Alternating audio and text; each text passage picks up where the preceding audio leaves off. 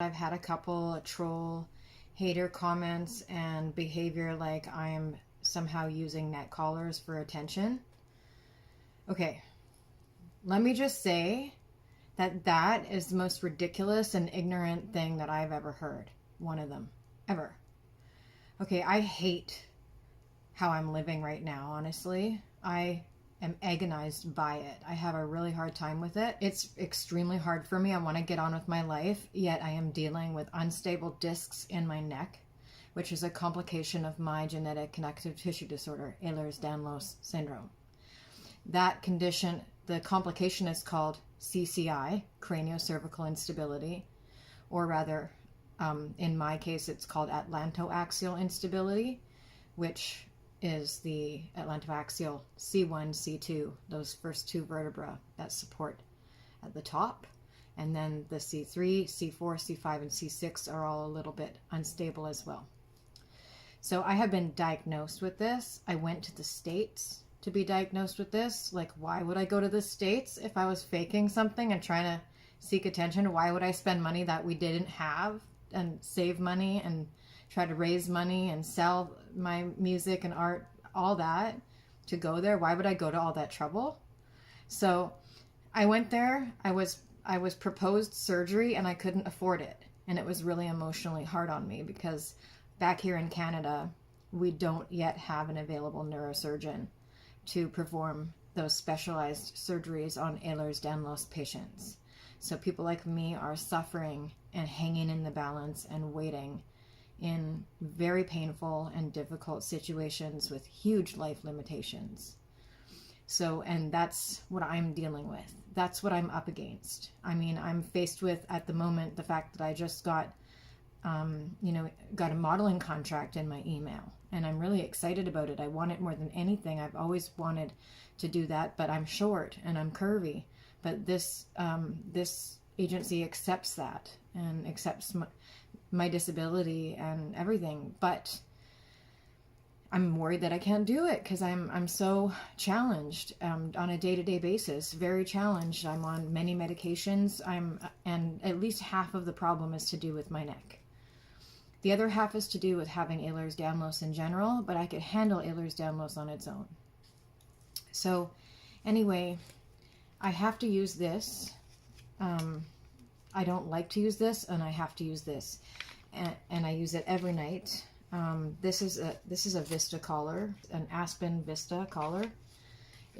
They're actually really good. Like they're made as well as you can make a neck collar. I had my own made, which was smaller, because with the Vistas they break easily for me because I have to pull them so hard just to get them to fit because I have a petite neck. Yeah, so I sleep in this and I use it when I have to, but even though I say that it's the best neck collar, it's still really annoying. Neck collars bug me, so it's insane and outrageous and absurd. That's the word I was looking for. Absurd that somebody would think that I'm wearing one for fun or for, attention. I can't stand them, and I actually should be wearing them more than I do. I don't wear them enough. And I end up giving myself headaches from only wearing my light support that I made myself. So yeah, this one is one that was made for me, but I find that it's really tight, unfortunately, and almost like, strangles me. I find that this one, I have to pull it tight to get it tight enough, but it's more comfortable and more cushioned, and it doesn't dig into my jaw and collarbone as badly as other ones do. So I have to sleep in it because if I turn the wrong way, it can be dangerous. I could cut off my breathing or something like that. And any kind of like lifting, heavy lifting, I have to put it on. Being in the car, it's a good idea to put it on. When I'm in my power chair, in my wheelchair, I hit bumps quite often. But for that, I go out in this on top of this. So I'll just put in, when I'm in my wheelchair or even in the car often or shopping, my hair kind of gets in the way and it's annoying. I put this on and it's got magnets in it. So I really love this one. This is my favorite, more supportive one. It's got magnets which help with pain. So yeah, so it's really comfortable. Like it's the perfect amount of firmness versus softness. It's like just right kind of thing. So I can kind of rest my chin there when I go on my chair, when, you know, to cushion the bumps. I'll often put a scarf, like often wear a scarf over it to kind of disguise it. I'll have my sweater, my hoodie, my scarf, so you don't really notice it that easily. So when I go out, I tend to use this one. Honestly, these guys, like, they bug me so much that I just kind of use them more in my home. Or if I have to go to the ER, if I have an acute flare-up and I have to go to the ER for a very long period of time, or if I have to go anywhere for a really long period of time, then I will bring the bigger one. But anyway, I have this one. So this one, just on its own, a lot of people ask me about this, so I bet you are wondering about this. This is literally just elastic belt material. It's really cool because it's kind of like having a second skin of support. You can see that my neck, like when there's nothing on it, it looks a little bit weak. Like I've got the loose elastic Ehlers-Danlos skin going on. Of course, it's kind of embarrassing. Kind of bunches up like this. Doesn't look too great. A little bit not so attractive and not my best feature, but anyway, who cares? I mean, whatever. So I wear these quite often, and I will sometimes layer them, 2 of them. I also have a shower collar for my neck. It's like a hard plastic. It's hanging in the bathroom, but it's a hard plastic one, like it's waterproof. And I need it because the action and the motion of like washing my hair and everything, it involves moving my neck around, which is really hard for me actually. And I often do end up accidentally hurting myself a little bit when I'm in the shower, so I do dread that part of it. But I don't enjoy doing any of this, okay? I have to, because if I go around with nothing, I will suffer.